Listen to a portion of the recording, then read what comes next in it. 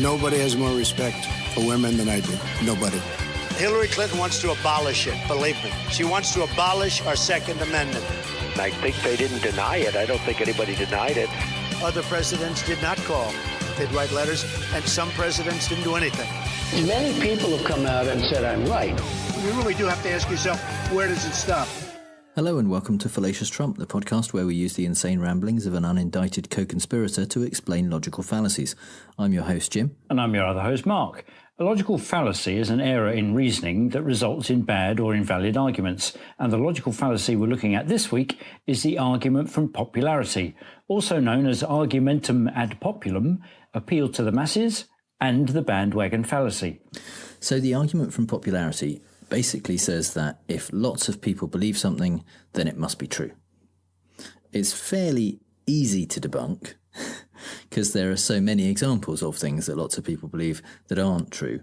One that gets trotted out all the time is that supposedly everyone used to believe that the earth was flat and it didn't make it any more true. Right. It's not a particularly good example because as far as we know, there's no time in history where a large number of people who knew what they were talking about believed the earth was flat. People have known the earth was round for a very long time and in fact done experiments to show what the circumference is and things like that, even back to kind of Greek times.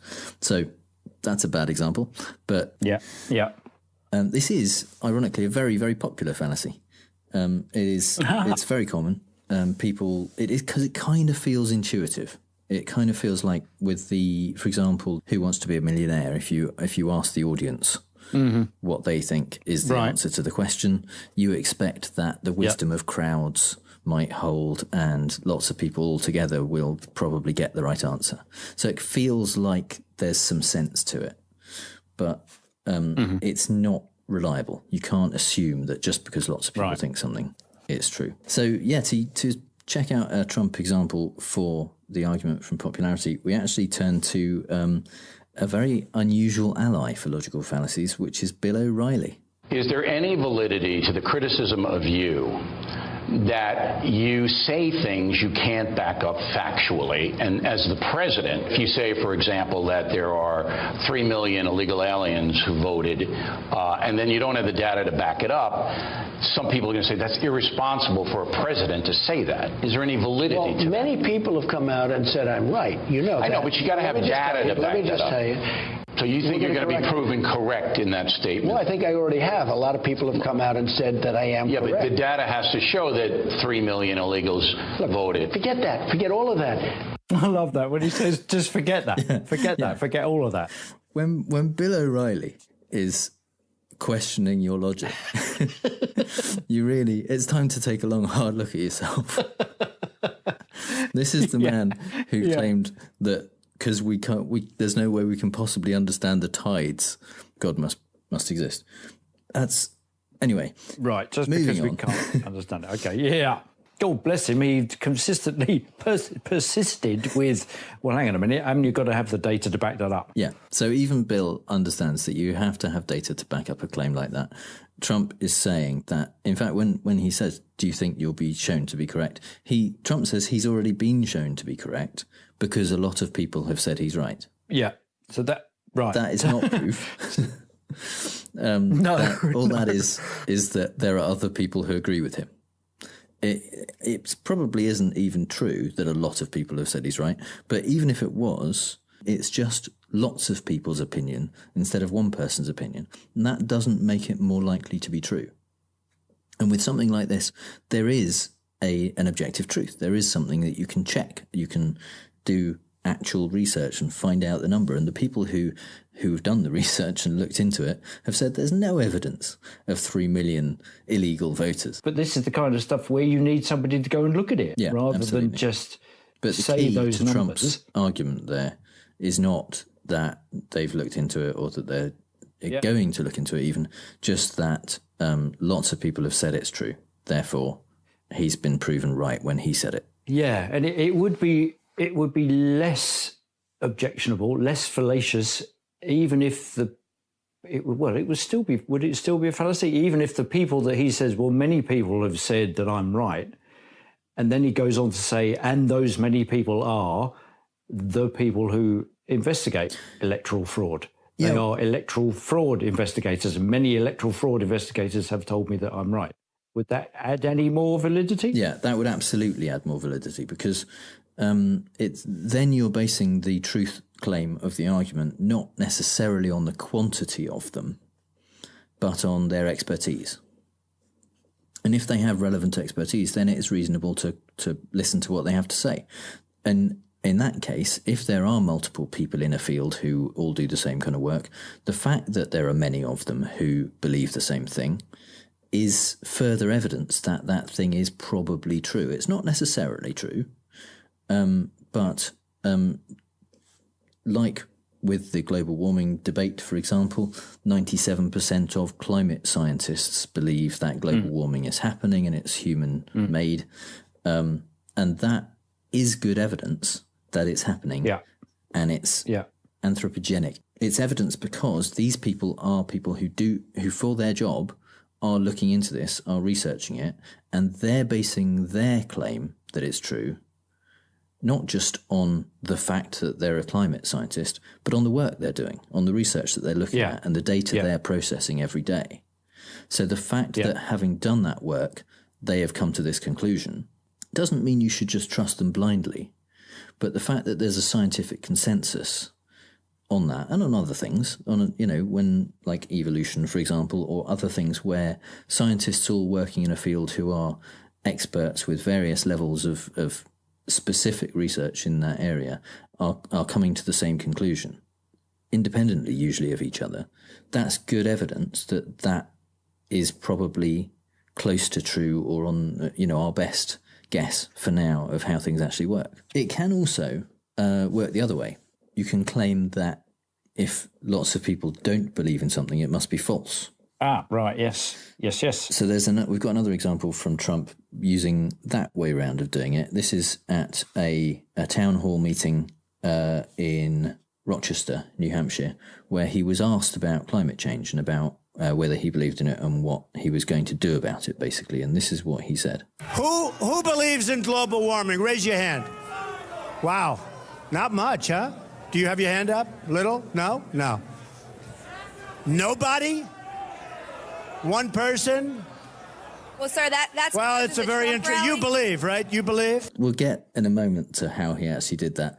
But his argument was, because none of the people in this room full of Trump supporters believe in global warming, it's not true. So we don't need to do anything about it. He didn't state that. He didn't, to be fair to him, he didn't say there's nothing to be done because it's clearly not real. But that seems to be the implication of why he would ask the room whether people actually believe in it. Obviously, the person who asked the question believes in it. Yeah. The one interesting thing about it is the camera in this clip is quite tight on Trump. There's about 15 or 20 people behind him. Two of them have their hands up. Yeah. And this town hall... Yeah, probably they don't. There's probably a couple of thousand people in there. I don't believe the only two people with their hands up were behind him on camera. So when he's kind of going, nobody, really, nobody, he's ignoring all the hands that are up. Frankly, one of the guys behind him is quite enthusiastically going, "Me, I do." And somebody is interrupting him in front of him, saying, "Yeah, but sir." No, that was the person who asked the original question. Yeah. Oh, okay. Ah. Yeah. So is the implication that they don't feel he answered the question? I think that would be fair to assume. Yeah. He's kind of not answered it. He's put it out. He's done what he did in the other interview. He's put the answer out to the people instead of saying, okay, here's my answer based on the consideration of the evidence that's been put in front of me by 97% of all climate change specialists, and I'm not persuaded by it, and this is the reason why. He doesn't actually do any of that. He just says, anybody here believe in it? He almost implies that their opinion is of more it's based in more knowledge, it's based from more real life experience, and therefore should be listened to. And that's the message he's taking to Capitol Hill. He's saying, you need to listen to the people. He dismisses the science, which is very well established at this point, just by saying, well, these people right in front of me don't believe in it. So, yeah. Yeah. And thereby distracting their attention from the fact that he's doing it because there are lots of vested interests who want to continue to mine coal and burn stuff and not pay carbon taxes or look into renewable energies and all those kind of things, which are perhaps more traditionally a Democrat kind of I think position to hold. I think that's so it would lose him votes if he did that. If he said, we need to. Well, it would lose him support from some of his corporate donors, I think. Right. Yeah, I think it's fair. So the last example that I want to talk about from Trump is a tweet from 2014, which is my favourite of his arguments from popularity, in which he said, "Many people have said I'm the world's greatest writer of 140-character sentences." I personally don't believe that many people have said that. No. But even if they had, it certainly wouldn't make it true. I think no. It's probable that there are people who can write better sentences than Donald Trump. Yes. Regardless of it's the character count. Exactly. But it's very interesting that, does he believe that? Does he? I don't. I'd like to think so, but I expect he was joking. It's possible. I mean, I wouldn't put it past him that he believes it, but it sounds a bit like a joke. Well, it just occurs to me that he surrounds himself with yes men and women who are not going to disagree with him for fear of losing their job and for fear of losing their position of power, and they work in the White House. Why wouldn't you want to keep your job? You can totally imagine him calling his people into his office and saying, "What do you think? Do you think I'm the greatest writer of 140-character sentences in the world?" And them going, "Yes, Mr. Trump." Who doesn't think I'm the greatest? Yeah, and everyone's looking around, and nobody's raised their hand. And they kind of go, right, yeah. Well, that reminds me of that. Many people think so. Did he ever, was it a press conference or something? He invited the press in to what was a cabinet meeting to all intents and purposes. And everyone spent the first 10 minutes heaping enormous praise on how marvellous it was. Embarrassing. It was, people, they just kind of went round the table with people going, Mr. President, I'm so proud to be here with you, and I'm so grateful to you for giving me this opportunity. Yeah. Oh God, it was just blessed. It was amazing. I'm blessed to be part of this. And you think, wow, so if there's a room full of those kind of people, of course. I mean, and there were many of them in the room. It was quite North Korea. How many is many? That's exactly what I was thinking. Yes, if that was dubbed into Korean, you'd be surprised. Not at all. Yeah. But how many is many? That's the other question. Is it more than a few or less than a few? Well, I said it and Melania said it, so that's many. It must, that's many. And she said it many times.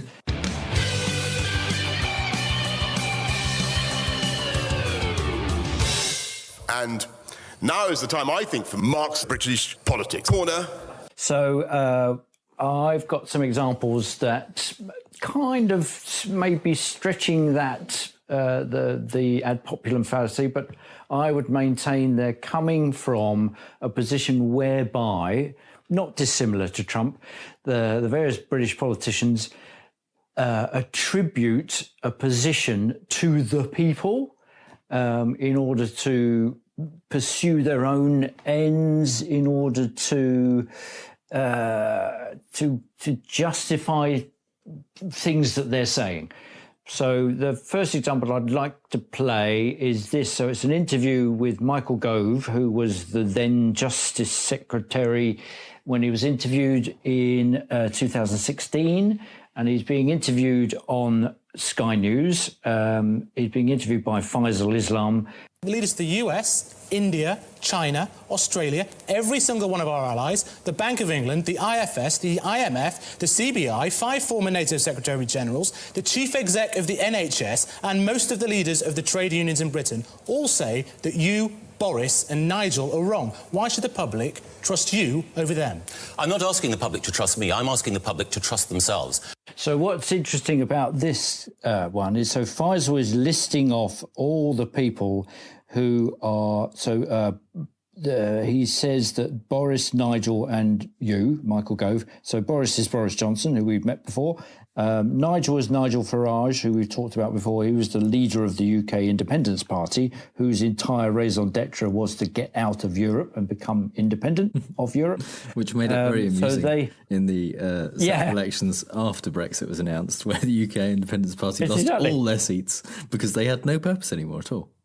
They had no purpose anymore, yeah. So the Tories just scooped them up and adopted all their policies. So what is interesting, I've just realised in listening to it again, is that what Faisal is doing is using the argument to popularity. Because he is. He's definitely, there's an element of that in it. I think if he had an opportunity to explain why those people should be trusted, because some of them are specifically experts, because there's the heads of banks, for example, who you might know perhaps more than the average person about what the implications of Brexit might be. And so if they're saying that Boris and Nigel and Michael Gove are wrong, you maybe should listen more to what they would have to say than the head of the NHS, which I don't know why that would be relevant. But yeah, I think you're right. He's listing a large number of people and hoping, I think, that the large number that he's listed gives weight to the argument and saying that, look, so many people think you're wrong, you must be wrong. Yeah, but I don't think it's just the number, because I think that, as I'll go on to argue, is that it's not just the weight of the number, but it's the kind of people. So it's a bit like our thought that if several electoral fraud investigators, or many, to use Trump's word, electoral fraud investigators had told him that he was right, then that would increase the weight of the argument. So what Faisal Islam is doing is saying there are all these people who have some knowledge in the impact that leaving the EU would have on businesses, on workers' rights, possibly on the National Health Service, who knows. So what he's doing is not just saying there are lots of people. He's saying there are lots of the right people, lots of people who know about this stuff that are saying that your position is wrong. What Michael Gove goes on to say is that, because Faisal says, so why should they trust you? And he said, well, I'm not asking. He neatly sidesteps. And what he does is literally call in the populace. He says, I'm not asking them to trust me. I'm asking the people to trust themselves. So I would say that he is literally appealing to the masses. He is using an argumentum ad populum by saying to the people, you need to listen to yourselves and not me. I, as we've discussed off the air, am not completely convinced that this is an argument from popularity, because he is not saying, don't trust me, trust the other 52% of the population that agree with me. And there's such a lot of people. Okay. In saying, you should trust yourself, each individual person is basically, he's saying, use your instinct, really, rather than believe the large number of people. Frankly, because the large number of people who were making statements at that time in public were against Brexit. All of the heads of industry and celebrities, even for the most part, who were coming out and saying anything, it did seem like the tide was against them, didn't it? So it's difficult at this stage for Gove to be saying go with what most people think, because it seemed like most people didn't think Brexit was a good idea. Yeah. Okay.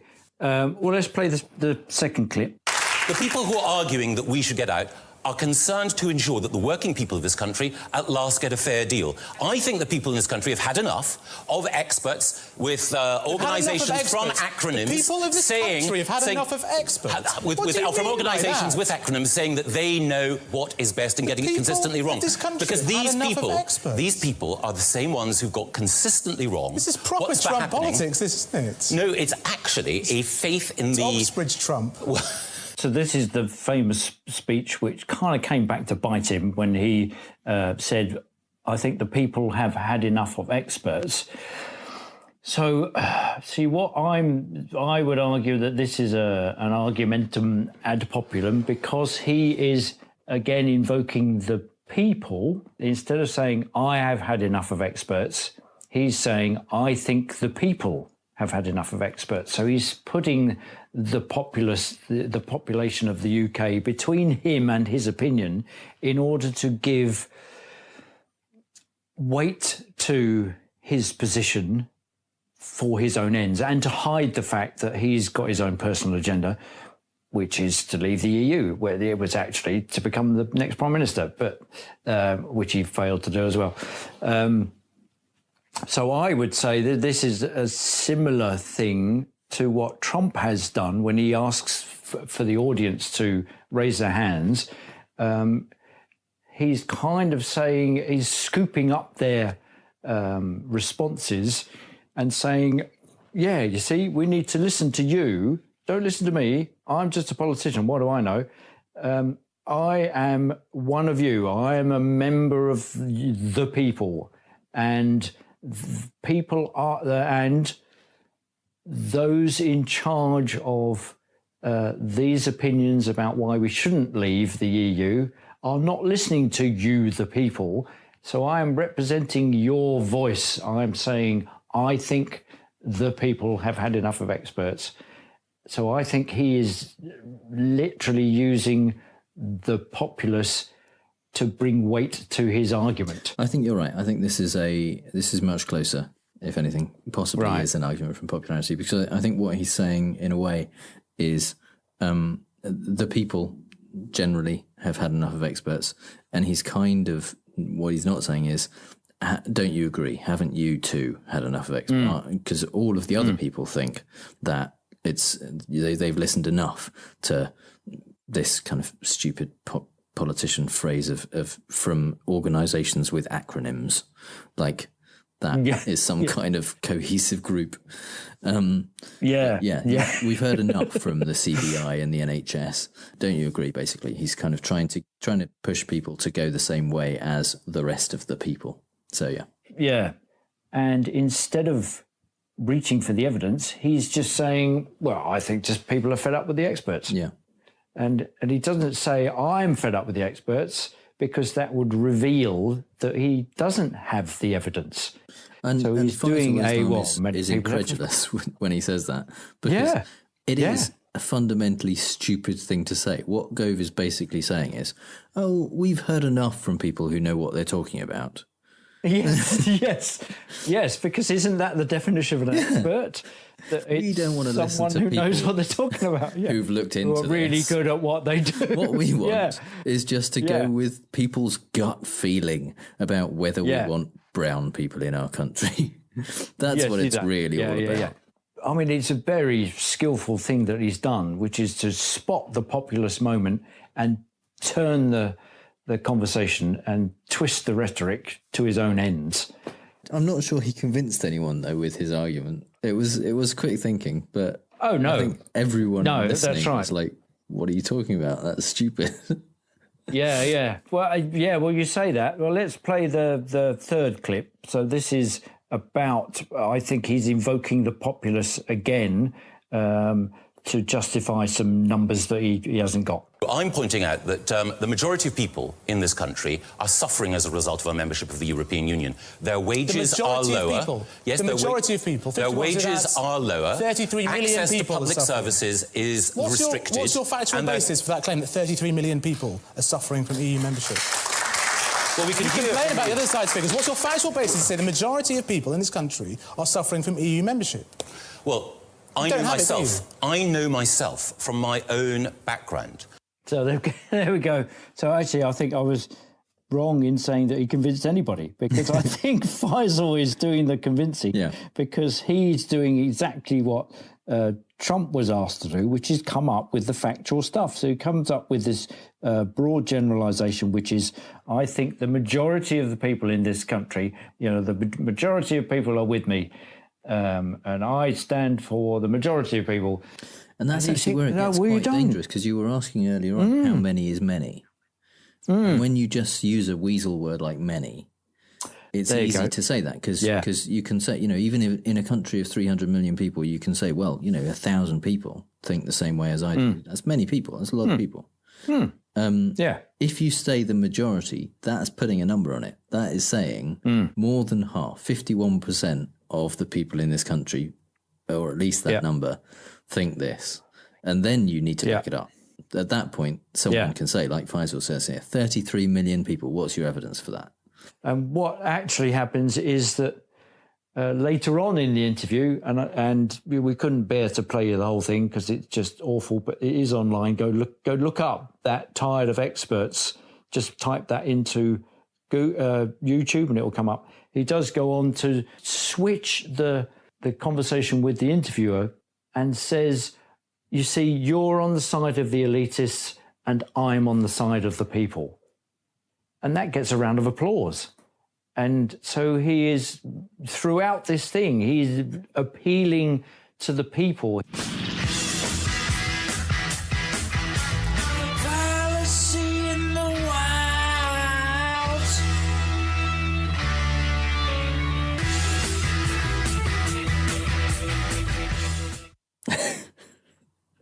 There you go. I'm enjoying these things. They're good. Yeah.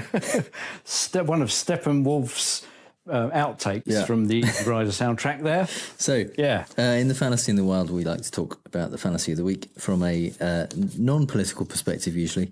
And actually there's a little bit of politics mixed in with this, but it's older stuff and pop culture related as well. So the first thing is actually a print ad for Hillary Clinton as president when she was running against Obama in 2012. And it's very simple. All it is a picture of Hillary, and the line says, would you vote for Clinton as president? 57% say yes. So the whole point of that ad is to say, look how many people would vote for Clinton. You might as well vote for her too, because they must be, there's so many people, 57%, more than half of people would say yes, they would vote for her. So, they can't all be wrong, basically, is the implication there. This is a really common fallacy that's used in advertising. And this is basically just an advert, although it's a political advert. That's what it is. It's saying, look how many people do this. It is just like McDonald's saying how many billions of burgers they've sold. They're not just boasting for the sake of it. They're saying all these people like McDonald's, therefore you'll probably like McDonald's, so you should probably come in and have a burger. Yeah. I'm sure there must have been adverts in the 50s that say, 1 million Marlboro Light smokers can't be wrong. There was a specific one for Camel, which was about doctors. This Camel was the most smoked brand among doctors. Wow. And so, that was basically what they were saying. Like 9 out of 10 doctors smoke Camel. So that's bizarre. Yeah. But that's how they do it. Wow. Oh, it reminds me that I saw a billboard poster on the London Underground this week for Dan Brown's new book. And it said, so it's just come out, and it says global #1 bestseller. Yeah. Absolutely. Every always intrigued. Book that has bestseller on it is, and the whole the kind of charts of the bestsellers in the USA Today and the New York Times and the Times in London, they are showing you what books are popular at the moment, because popular things probably are good. That's the thinking behind it. Because Well, isn't that why people kill to try and get their book on Oprah's reading list? Yeah, and it's also why things like Netflix and Amazon Prime Video, you can filter what you're looking for when you're browsing through things by the year it came out and stuff like that, but mostly by popularity, by which videos are trending, which films lots of people are watching at the moment. Because if lots of people are watching it, maybe it's good. Yeah. So this is really, really common. And there's another example, a Maybelline print advert, which has a big headline saying America's favorite mascara. No wonder one is sold every 1.7 seconds. Wow. So, again, they're not just boasting. Yeah. They're suggesting that because they sell so many, it's the favourite one, it's the best choice for you. Favourite one. You'll probably like it too. So the argumentum ad populum is how we've got to things trending on Twitter. Absolutely. Yeah. And the idea that those things are the most important things. Yes. That's the implication. So if you say that this person's joke trended, so it's the funniest joke at the moment on Twitter, there may be much funnier jokes that just haven't been noticed by people. So that's where it becomes a fallacy, is when you're making a claim, or in some cases, if we want to be less cautious about it, if you're implying a claim, like the Maybelline thing. If you're making a truth claim based on the number of people who believe something or have said that they enjoy something, or just in terms of, like you say, with bestsellers, the number of people who have bought a thing, suggesting that implies quality. And since this is episode 007, yes, we have to say that if the argument from popularity was true, then it would be true that Thunderball is a better Bond film than Goldfinger, which is clearly nonsense. because Thunderball made more money, even when you factor in inflation, than Goldfinger. But obviously it's a significantly inferior film. Well, yeah, quite. By all objective measures. Absolutely. It's there's really no one who could possibly argue with that. So no. Yeah. No. Everyone knows it. Yeah, exactly. That's the thing. Yeah. Quite. Yeah. Quite. So another example that is, now we're kind of getting away from advertising a little bit, is our new friend, Bill O'Reilly. Yay! So let's play a clip where Bill is talking. Actually, he's on his show, The O'Reilly Factor on Fox. He is playing a clip of Rachel Maddow, who is on MSNBC, and she's talking about Fox in the clip. So it's a little bit kind of Inception-y. This is what Fox News does. This is how they are different from other news organizations. Just like the fake Acorn controversy, Fox News knows that it has a role in this dance. It's not new. It's not actually even interesting about this scandal. Fox does what Fox does. Which is kick your network's butt every single night, madam. Bill O'Reilly there saying that what Fox does is kick MSNBC's butt every single night in the ratings. Mm-hmm. So he's suggesting that you shouldn't listen to Rachel Maddow. She's talking nonsense because we have more viewers than them. That's what he's saying. Yeah. Now, as we know, Bill understands the argument from popularity. He realizes that it's a fallacy. But he's still doing this. Quite effectively challenged the president of the US on that very subject. And as Rachel Maddow pointed out after this happened, there are lots of programs that do better than MSNBC. There are lots of programs that do better than Fox. Yeah.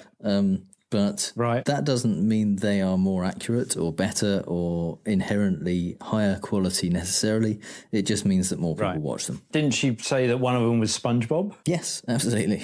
So SpongeBob kicks Bill O'Reilly's butt, every night on the ratings.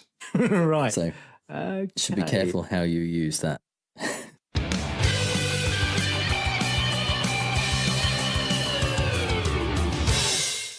Now, at this point in the show, we would normally have fake news, but we've changed the schedule a little bit this week. In a slight change, we have a section which, this week at least, we are calling Singing is Not a Logical Fallacy. Because we're very pleased to be able to bring you an interview we did with the music duo Caplin and Massiah. That's Paul Caplin and Massiah. They're long-established musicians. Paul was in the band Hazy Fantasy in the 80s, and Zetia had a #1 dance hit in the US. And together they have a new song out called All You, which is about Trump. And like us, they're British and are profoundly concerned and affected by the way the global political temperature has been changing since Trump. And we took the opportunity to talk to them about that and how it is being in the arts in the world today. Oh, and Mark also got them to play fake news so that he could be a host and possibly not lose.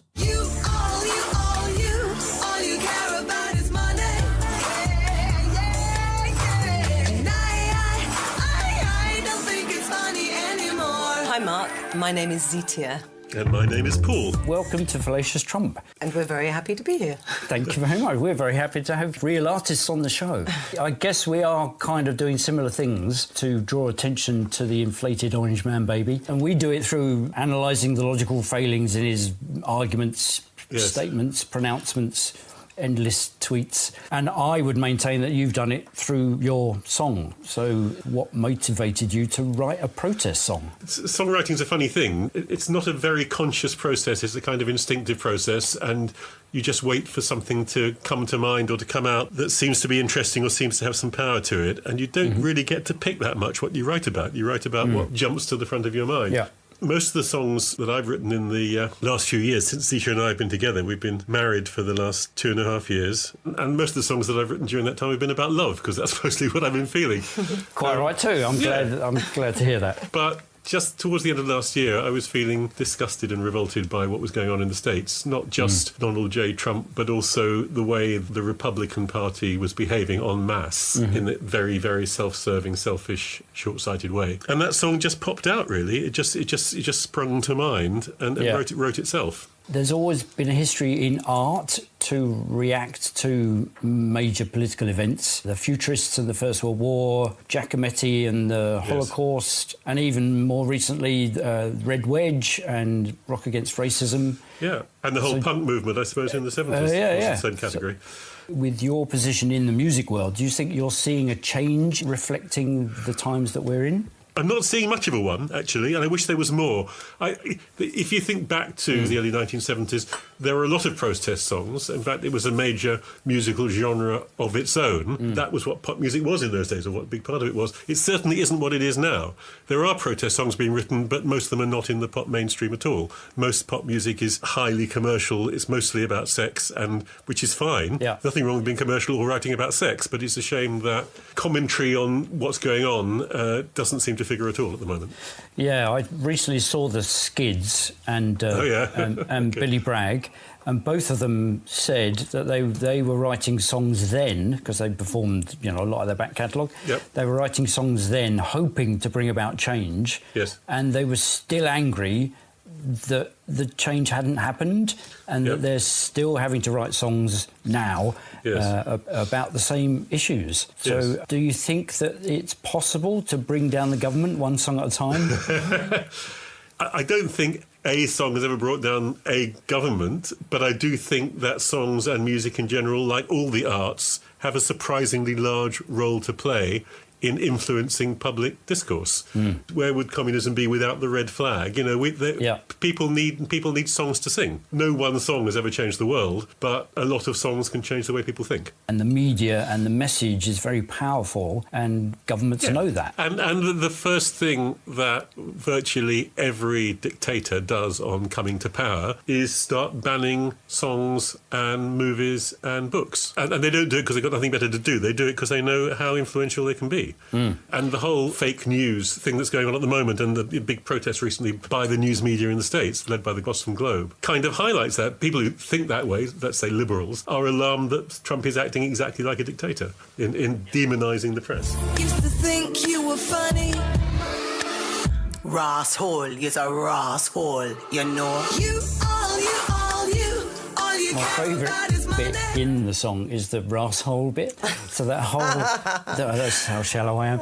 That's my favourite bit. It's my favourite bit too. Oh, is it? Especially with the voodoo character. Yes. In the background at one point, Paul is smashing TVs with a sledgehammer. Did you do so because they're symbols of power? The rasshole bit, I don't know if you know that, but that's a Bajan sort of swear word, if you like. It's like saying arsehole in a sense, but it's just because it's Bajan and we wanted to emphasise the rasshole because we were like really angry. So that was our part to say, you know, this is how we feel. But the smashing of the TV came because we wanted to emphasise how angry we both were.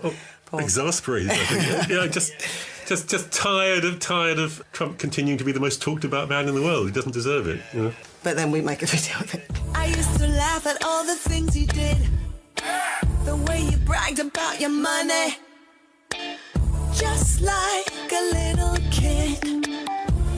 The glorification of money is often the content of rap songs. Yes. Do you think this song then is a product of that? Kind of the other way around. I think a lot of gangster rap was about money and how nice it was to have money and how you could spend it all on hoes, you know,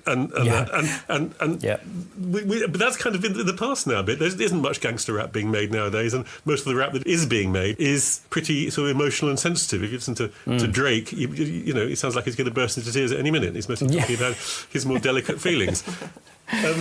So what we were writing a song that really doesn't have much in common lyrically with most of what's in the charts, but we decided to arrange and record it in a pop style. So it's in that idiom. Try not to see you with your silly hair and silly voice. Try so hard not to hear you. These days I got no choice. I'm sick of all your noise. He's basically a TV star and he loves it. He's after ratings. You know, there was a time when there would be TV stars and then there would be politicians, and politics is, you know, is always described as showbiz for ugly people. And now we've got the crossover. Totally. Yeah, well, he's the world's greatest reality TV star, isn't he? And although he's clearly a bit dim in many ways and doesn't speak English very well and doesn't know anything much about history or geography or politics or most of what goes on in the world, he does have clearly a genius for demagoguery and manipulating social media. He's terribly good at it. Do you think that you two, being in the media and being media savvy, that you're in the right milieu to get to him more than anything else? Certainly, we intend single-handedly to depose him, and we expect his resignation at any moment. I don't know why it's taken so long, but it can only be a matter of days now. From the bling bling to the West Wing, it's a reality show. Where did reality go? It's all lies now. It's no surprise now. Forgive me for saying so, Paul, but you lived through eras. You're old enough. You're as old as me. You lived through these eras.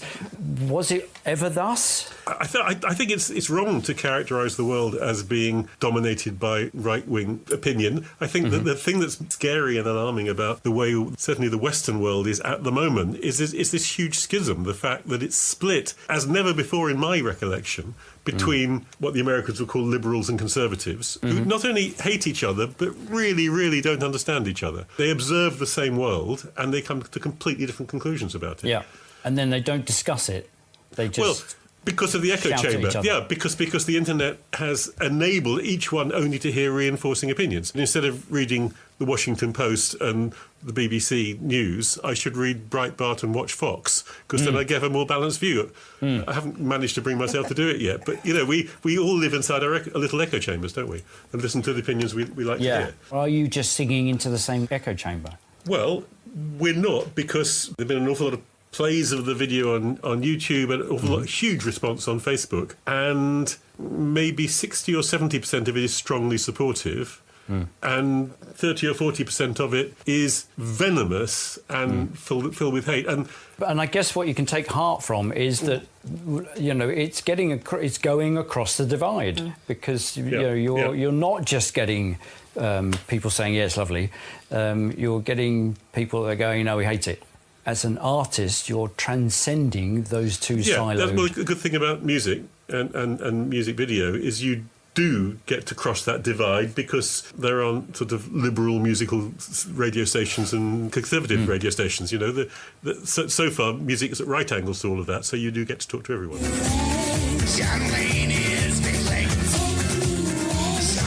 John Wayne is Big Leggy, similarly a protest song. Oh, well, let Zita answer that. I think you bet. Yes, it was. It was a protest about American imperialism. And in fact, it wasn't until All You was out there and people were listening to it that it dawned on me that all these years later, I'm still complaining about the same thing. You know, I really hadn't thought about it till then. Although if you listen to the lyrics, John Wayne is Big Leggy isn't really about movie stars. It's not really about John Wayne. It's an allegory, and John Wayne represents a particular American point of view, which we're reaping the rewards of. Yes. I hesitate to the whirlwind. Use the word reward. The whirlwind, yeah. Yeah, unfortunately we are, you know, because there's a large number of people, particularly in America, there's probably 100 million people whose standard of living has been declining now for 15 or 20 years steadily, and who feel ignored and unheard. And the Democrats have tended to just try to pacify them and hope they would shut up. Despite ostensibly being their party, they haven't really done anything for them, and Trump sees that opportunity, as people are all over the world. So I think it's amazing and wonderful that you managed to distill those thoughts into this really fantastic song. Well, it's kind of you to. I'm happy you think we have. Let's hope other people do too.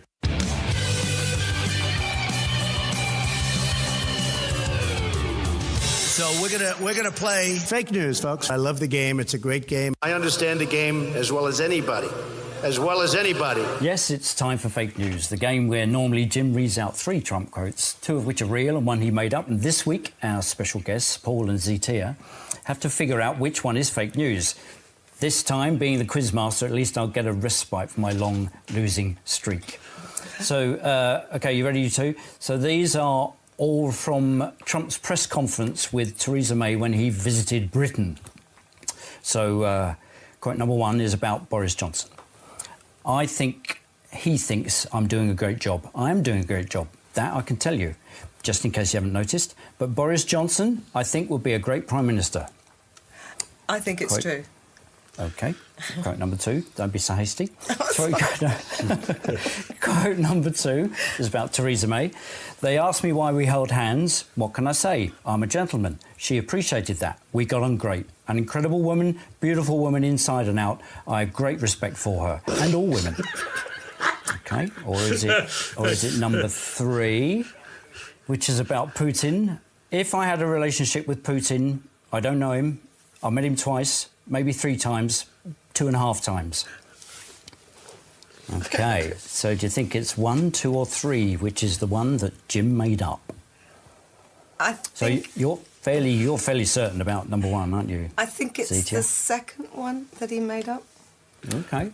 I agree with Zita. Yeah, I think I've heard the first one, the third one. The third one's particularly funny because at different times over a period of 12 months, he has said, I know Putin really well. He's my buddy. We've been on TV together. Yeah. And he's also said, I've never met the man. I don't even know who he is. And, you know, but yeah, I agree with Ziti. I think number 2, it would be great if he said that, but I don't think he did. OK, so you think number 1 is true then, yes? We think it is. Yes. OK, well, let me just tell you that it is true. And here is... I think he thinks I'm doing a great job. I am doing a great job, that I can tell you, just in case you haven't noticed. But Boris Johnson, I think, would be a great Prime Minister. Nothing like diplomacy, is there? And that's nothing like diplomacy. Yeah. So, and you think number 3 is true? OK, are you sure? You don't want to phone a friend? OK, the number 3... is true. If I had a relationship with Putin, I don't know him. I met him twice, maybe 3 times, 2.5 times. How could you meet somebody? You meet someone half the time. Well, because the whole thing is imaginary anyway. So yeah.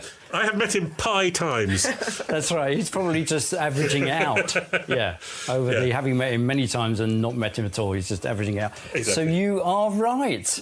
Yay! He didn't say that about Theresa May. And that proves we really do understand him. So you should take the song seriously because we know absolutely. What we're talking about. But thank you very much indeed for your time and for your song. It's been a great pleasure. It's been a great pleasure. Thank you. It's been a delight talking to you. Thank you. You too.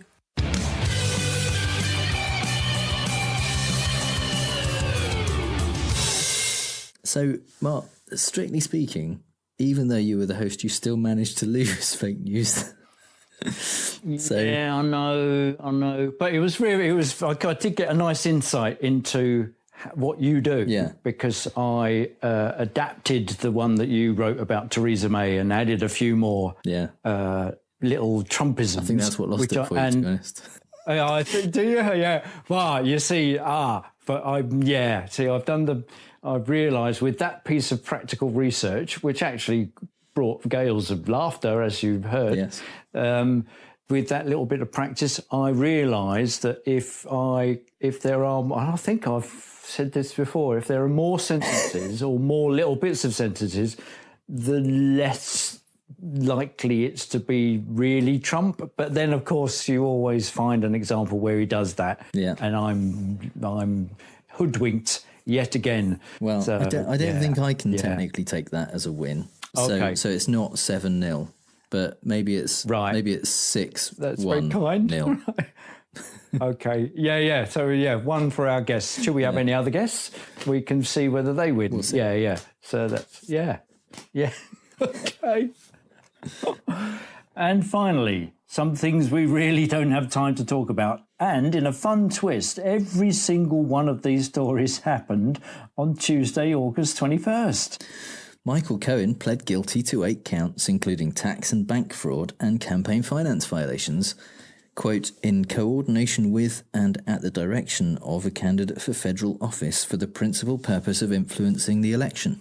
Gee, I wonder what candidate he was talking about. I've no idea. Having told Chuck Todd last week that truth isn't truth, Rudy Giuliani turned his gaslight up to 11, telling Reuters there is no allegation of any wrongdoing against the president in the government's charges against Mr. Cohen. Also saying, I think the president is absolutely in the clear. That Cohen thing is over. He was later heard to say, Adam Sandler is the best actor of all time, and Big Macs are health food. Within minutes of the Cohen plea, Trump's former campaign manager Paul Manafort was found guilty of 8 counts of tax and bank fraud, which is not completely shocking, since part of his defence was, and this is an actual quote, nobody intending to violate the law would leave the evidence around for his accountant to find it. I think that's called the basic instinct defence.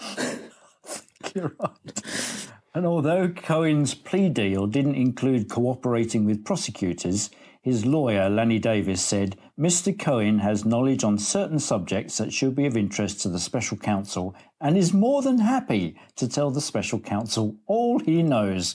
Well, that's some kind of non-cooperation.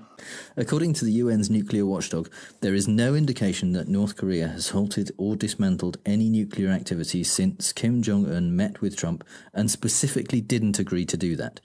I am shocked that this didn't go how Trump planned. Shocked. Oh, no. It's... A Trump advisor has been linked to white supremacist Peter Brimelow. No, not the speechwriter who was fired earlier this month for his links to the noted racist. This time we're talking about Larry Kudlow, who invited Brimelow to his birthday party.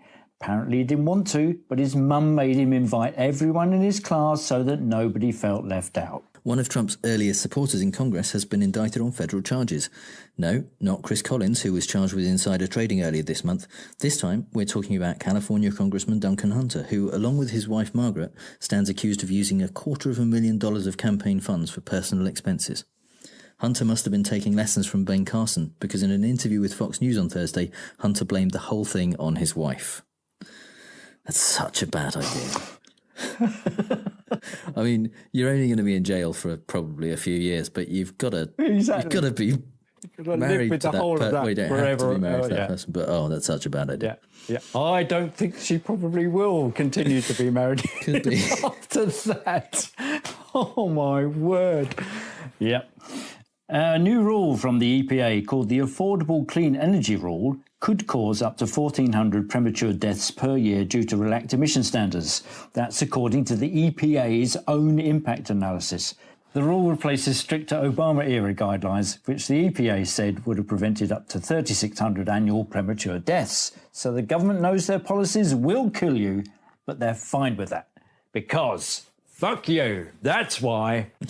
So before we wrap up tonight, I just want to say a couple of thank yous, because this has been quite a weird and successful week for our podcast, or a few weeks, because as many of you new listeners know, we got mentioned on Scathing Atheist. If you haven't ever listened to the Scathing Atheist podcast, please do. It's amazing. And I just want to say thank you to the Puzzle in a Thunderdome guys on Scathing Atheist. They're great and really appreciate the mention. Thanks, guys. So thank you also to all of the new listeners that have come along. I hope you're enjoying the show. I hope you subscribe. Yeah, and giving us nice reviews. Yeah, thanks for the iTunes reviews. They have enjoyed it. Yeah. That's brilliant. Do some more. Thank you very much. Yeah, so that's all of the bad arguments and faulty reasoning we have time for this episode. If you hear Trump say something stupid and wonder if it's a fallacy, email us on fallacioustrump@gmail.com or find us on Twitter @fallacioustrump. If you think we've used a fallacy ourselves, let us know. And if you've had a good time, please give us a review on iTunes, Stitcher, or wherever you get your podcasts. And this show is based on Jim's book of the same name. It's available as a tree-friendly download from Amazon. Superbly written, snort your coffee through your nose funny, and immensely derogatory towards El Trumpo Blimpo, whilst being rigorously logical. It's the book equivalent of Spock with clown shoes. You can support the show on our Patreon page at patreon.com/ftrump, just like our very first patron, Cal Alera. Yay! Welcome aboard, Cal. Welcome, thank you Cal. so much for your support. You know, Mark, we might, in the course of this show, have up to 3 patrons, maybe, but you never forget your first one. If you'd like to join Cal, head over to patreon.com/ftrump, and you too can get a shout out on the show, as well as early access to extended episodes, exclusive bonus content, and other cool stuff. All music is by The Outbursts and Caplin and Massiah, and was used with permission. You can see and hear Caplin and Massiah at www.caplinmassiah.com and on YouTube, Facebook, Twitter, etc. So until next time on Fallacious Trump, we'll leave the last word to the Donald. That's right. Go home to mommy. Bye. Bye.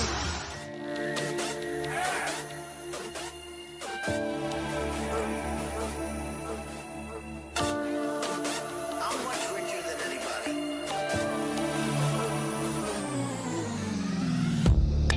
You are so funny. I used to laugh at all the things you did. The way you bragged about your money. Just like a little kid. Remember when you lost it all? And all you stole and all the lies you told. Used to think you were funny. Rasshole, you're a rasshole, you know. All you care about is money. And I don't think it's funny anymore.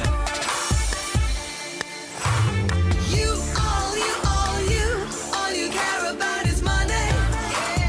Yeah. And I don't think it's funny anymore. Try not to see you with your silly hair and silly voice. Try so hard not to hear. These days I got no choice. I'm sick of all your noise. Huff, brag, bluff, baby man. Liar, cheater, lecture, user. Rasshole, you're a rasshole, you know. All you care about is money. And I don't think it's funny anymore.